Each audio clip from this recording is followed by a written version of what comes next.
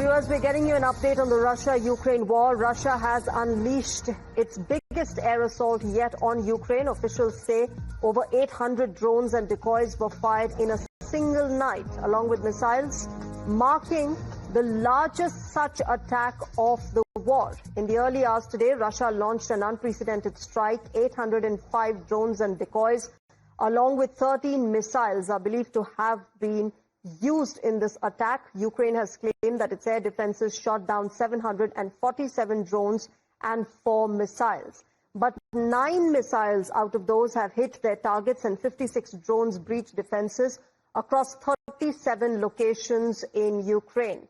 Kyiv, meanwhile, bore the heaviest impact. The roof of the Cabinet of Ministers building caught fire, the first time that a top government office has been hit. Tragedy struck a residential area as well. A mother and her 3-month-old baby were killed. At least 17 others have been wounded in this attack. Meanwhile, high-rise blocks in Kyiv have been damaged, some partly collapsing from debris. Other cities, including Kremenchuk, Kyiv, and Odessa, also reported damage to infrastructure and homes. Meanwhile, Poland has raised its air defense alert along the border. In Zaporizhia, more than 20 houses and a kindergarten were damaged. Many regions across the country have been impacted.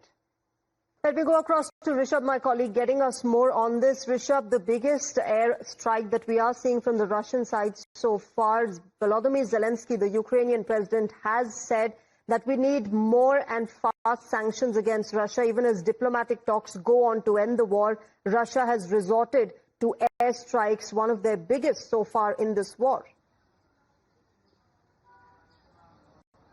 Well, sure, this is 1290th day that we are talking about of Russia-Ukraine war that began in February 2022, and now we are talking in September 2025. Since the last 3.5 years, this war has gone on, and this strike that we are talking about is by far one of the strongest air attack that Russia has unleashed on Ukraine. And remember what's important, cabinet building, the building for cabinet ministers have been attacked. As of now, we haven't seen Russia really targeting government buildings or architectural buildings in Kyiv. But now that fence has also been broken, and that is something which is in a way an escalation that we are looking at. This amid Donald Trump is trying to have a peace talk. Ukraine is very clear that Zelensky is not going to Moscow for the peace talks, and Zelensky has said that if my people are under attack, I cannot be traveling to Moscow for peace talks. So Ukraine is clear. A red line has been drawn by Kyiv here. More sanctions, not sure how much will that help Ukraine.